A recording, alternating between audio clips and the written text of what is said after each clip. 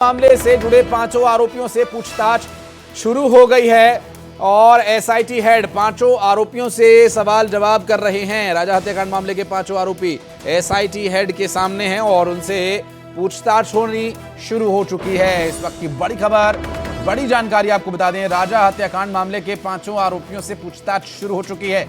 SIT के head पांचों से पूछताछ करें। सदर थाने में ये पूछताछ चल रही है। मिल रही जानकारी के अनुसार ये अब कार्रवाई शुरू हो चुकी है। एसआईटी के द्वारा इस पूरे मामले में पूछताछ में क्या तथ्य सामने आते हैं देखने का विषय होगा, क्योंकि अब तक इस पूरे मामले में जो खुलासे हुए हैं, हैरान कर देने वाले खुलासे हुए हैं, जिसमें अब तक जो तथ्य सामने आए उनके आधार पर कुछ और बातें ऐसी हैं जो सामने आना अभी बाकी है, जिसमें दावा यह किया जा रहा है कि बहुत सारी बातें ऐसी है जिसमें अभी सोनम ने कोई जानकारी नहीं दी है, जिस पूरे मामले पर शायद हो सकता है कि जो बाकी के चार आरोपी हैं उन्हें भी न पता हो, क्योंकि हो सकता है कि ये चार आरोपी सिर्फ भाड़े के टट्टू भर हों, सिर्फ किराए के गुंडे भर हों, जिन्होंने पैसों के लिए ये हत्याकांड अंजाम दिया गया। हो सकता है ऐसा। ये भी हालांकि एसआईटी हेड पूछताछ कर रहे हैं आरोपियों से, तो इसमें और बहुत जल्द खुलासा भी होने की बात कही जा रही है। ये देखिए तस्वीरें उस वक्त की हम आपको दिखा रहे हैं जब शिलांग लेकर पहुंची थी शिलांग पुलिस उन आरोपियों को, और इससे पहले सोनम रघुवंशी जो पहले से ही वहां पर मौजूद हैं और वो अब आरोपियों के साथ एसआईटी हेड के सामने हैं। सोनम से सवाल जवाब होंगे और वो क्या सवाल हो सकते हैं, ऐसे 20 सवाल आप देख रहे हैं अपनी स्क्रीन पर। सवाल नंबर 10 और ये सवाल नंबर 11, किलर्स का इंतजाम कैसे किया? शिलांग में किलर्स से क्या तुमने बात की? सुपारी किलर्स को तुम लोकेशन शेयर कर रही थी? हथियार ऑनलाइन क्यों खरीदा?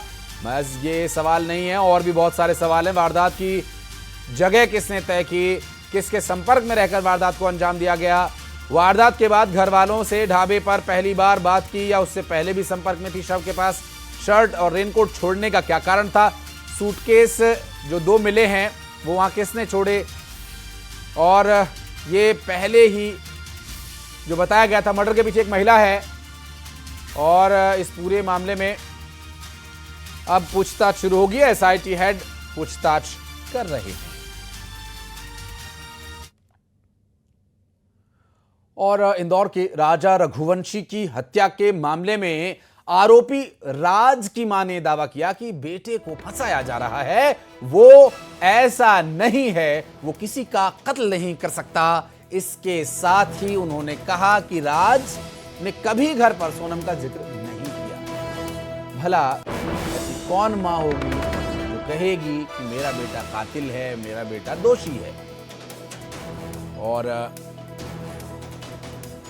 जैसा कि राज की मां का बयान है कि उनका बेटा दोषी नहीं है, तो हो सकता है उनकी मां का बयान बिल्कुल सही हो, उनकी मां सही कह रही हो, लेकिन अभी इसमें एसआईटी की पूछताछ में खुलासा होगा। अभी तो वो जितेंद्र रघुवंशी वाला एंगल भी ऐसे ही है। मैं बस यही कहूंगी सर कि मेरा बेटा ऐसा नहीं है, वो कभी ऐसे काम नहीं कर सकता। वो बहुत छोटा है, बहुत अपने 3 बहनों की जिम्मेदारी उठाता है। जब से उसके पापा न रह गए, जब से वो कपड़ा मार्केट में काम करता था, रात में आता था तो खाना खाता था, फिर न्यूज़पेपर डालने जाता था, फिर सुबह कपड़ा मार्केट जाता था। तो एक हमारे पड़ोसी भैया सब रहते करते थे, तो उन्होंने बताया कि यहाँ पे काम कर लो। गोविंद भैया के यहाँ का नाम नहीं उनका लिए, पर बोलते कि यहाँ पे काम कर लो तो तुमको अच्छा रहेगा। तो वो यहाँ से जाके वहाँ काम करने का एक दिन गया तो बोलते मम्मी अच्छा मैं काम कर लूंगा। बस वहाँ काम करने लगा, 2 साल काम करते उसको हुए। बाकी मेरा बच्चा कभी ऐसा नहीं करता। कभी आपको अगर ऐसा नहीं लग रहा कि मैं झूठ बोल रही तो आप अड़ोसी पड़ोसियों से जाके भी पूछ लो कि मेरा राज कैसा था। वो कभी ऐसा काम नहीं कर सकता था। महीना में कहीं 10,000 दिया, कभी 12,000 देता था, इससे आगे मेरे को कभी नहीं देता था। इतना ही हो पाता था। चाहे उसके ऑफिस में जाके और पूछ लो, पता कर लो कि वो क्या बोलते हैं, वो 50,000 रुपए कहाँ से पाएगा। बच्चियों को मैं पढ़ाई के नहीं होता, मेरी बच्चियों की स्कूल जाके पता कर लो, उसके सर भी उनको पैसे के लिए फीस नहीं लेते थे। साल भर फ्री मेरी बच्चियों को पढ़ाया है। कमला नेहरू में पढ़ती थी, साल भर फ्री पढ़ाया। मेरे सर से जाके, बच्चियों के सर से जाके पूछ कर लो कि सही है कि गलत है। अब इससे आगे मैं क्या बोलूं। मैं हाथ जोड़ के प्रार्थना यही करती हूँ कि मेरे बच्चे को बचा लो, उसको कुछ नहीं होना चाहिए। नहीं हम मर जाएंगे, हमारा कोई आगे पीछे नहीं है। रात दिन मेहनत करा भैया, रात दिन मेहनत करा। यहाँ भी गोविंद भैया के पापा 4 बजे फोन लगा देते थे कि बेटा राज गाड़ी भरवाना है, तो मेरा राज 4 बजे उठ के गाड़ी भरवाने जाया करता था। हम कभी हमारे सामने कभी वो बात नहीं करता। अब उसका फोन आता था तो हम भी उठा लेते थे। उसके जहाँ काम करता था वहाँ की लड़कियों की भी फोन आता था कि राज सर उठ जाओ, आज जल्दी काम पे आना, नहीं गोविंद भैया चिल्लाएंगे। गोविंद भैया का भी फोन आता था, दुर्गेश भैया का भी फोन आता था, जो भी वहाँ काम करते थे सबका फोन आता था। अब भगवान जाने में हम क्या बोले, हम कभी नहीं सुना। नहीं हम कभी नहीं सुन। जब कभी वो फोन लगाती थी बस ये बोलती थी कि वो गाड़ी आ गई है, उसमें ये भरवाना है, वो भरवाना है और जल्दी आया करो, बस वो ऐसे बोलती थी जब कभी फोन लगाती थी।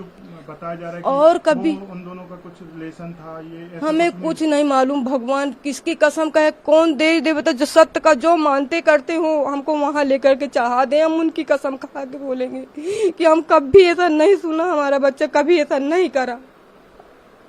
आप क्या मांग करेंगी? मैं मांग करती हूँ कि मेरे बच्चे को वापस दे, नहीं मेरी छोटी बच्ची की जान चली जाएगी भैया, उसकी हालत देखो। मैं बस यही प्रार्थना करती हूँ कि मेरा बच्चा वापस आ जाए। हम इतने दिन हो गए एक निवाला नहीं खाया, पानी पी पी के जी रहे, मेरी बच्ची की हालत खराब हो गई। आप सब कोई देख लो और जो भी सुनते हो मैं उनकी भी हाथ पैर जोड़ती हूँ कि मेरे बच्चे को बचा लो।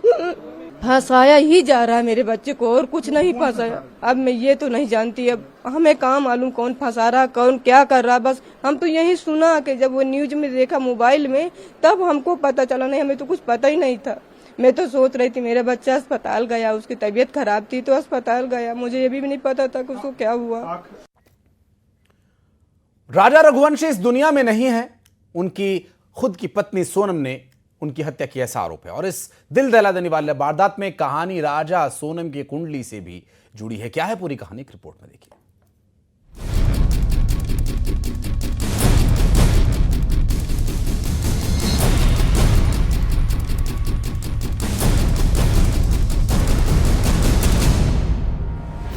क्या राजा रघुवंशी की हत्या के पीछे कोई अंधविश्वास था? क्या राजा रघुवंशी की हत्या के पीछे मंगल दोष की कहानी है?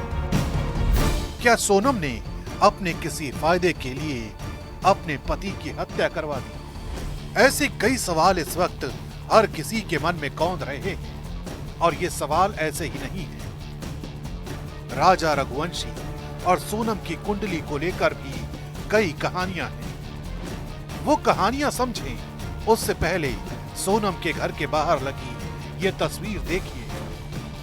ये सोनम की उल्टी तस्वीर है। बताया जाता है कि सोनम को मांगलिक दोष है और इसी वजह से सोनम जब लापता हुई तो उसके घर के बाहर उसकी तस्वीर को उल्टा टांग दिया गया। लेकिन अब ये तस्वीर हटाई जा चुकी है। लेकिन इस कहानी के इतर राजा रघुवंशी की कुंडली की भी कहानी है। दावा किया जा रहा है कि राजा की कुंडली देखने वाले पंडित अजय दुबे से राजा की मां ने कुछ सवाल किए थे, जिसके बाद पंडित अजय दुबे ने बताया था कि सोनम सुरक्षित है। आपसे राजा की मां ने एक प्रश्नावली जो है वो बनवाई थी कुंडली, क्या कुछ उसमें प्रश्न थे, क्या कुछ चीजें सामने आई? देखिए जब मैं आया था तो उन्होंने मेरे से प्रश्न किया था कि पंडित जी हमारा लड़का जो है वो तो बॉडी मिल चुकी है जी, लेकिन अब हम चाहते हैं कि सोनम के क्या हाल है, सोनम किस स्थिति में। तब हमने इनको बोला कि मैं थोड़ा सर्च करूंगा इस प्रश्न कुंडली को बना करके, और मैंने सर्च किया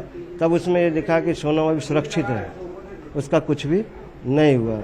राजा रघुवंशी की कुंडली देखने वाले पंडित अजय दुबे ये भी बता रहे हैं कि इस हत्याकांड में 15 लोग शामिल हो सकते हैं। आपकी जो गणित गणना उससे आपने समझा कि सोनम सुरक्षित है, उसका कुछ भी नहीं हुआ। फिर इन्होंने पूछा कि पंडित जी इसमें कौन कौन अवेलेबल है, कौन कौन इनका साथ है। तब मैंने बोला कि भाई 3 से 4 लोग आ रहे हैं इसमें। फिर उन्होंने प्रश्न किया कि पंडित जी और कितने हो सकते हैं, तो फिर मैंने देखा तो उसमें पता लगा कि 8 से 10 लोग के बीच में इसमें अवेलेबल है, 15 भी हो सकते हैं। यही नहीं, इस दौरान ये भी पता चला कि सोनम की कुंडली से भी वारदात में महिला के शामिल होने का पता चला। और राजा रघुवंशी की कुंडली से भी। बताया तो ये भी जा रहा है कि सोनम के अलावा इस वारदात में कोई और महिला भी शामिल हो सकती है। ज्योतिष जो थे उन्होंने कहा था कि इसके पीछे कोई महिला घात है, कोई भी और भी महिला है इसमें? हाँ एक और है, उसकी साजिश है, साथ में मिली हुई है वो भी।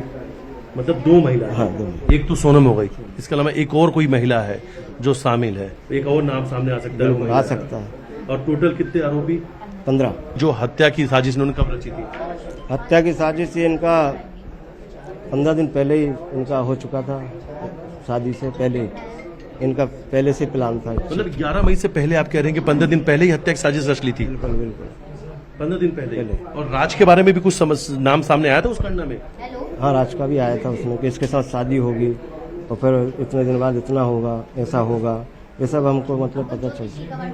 अच्छा, ये सब आपको लग रहा था उस समय कि ये सब चीज थे? ये था कि कोई करीबी है जिसको जानती है, जिसके पीछे ये राजा की हत्या करवाई? राजा बकौल ज्योतिष, जिस तारीख को राजा की हत्या हुई उस दिन चंद्रमा गोचर में था, जो षड्यंत्र की स्थिति दिखाता है। यानी राजा रघुवंशी की हत्या के बाद ज्योतिष के हिसाब से जो गणनाएं निकलकर सामने आई, उनसे अभी तक जो कुछ पता चला है सब कुछ वैसा ही होने का दावा किया जा रहा है।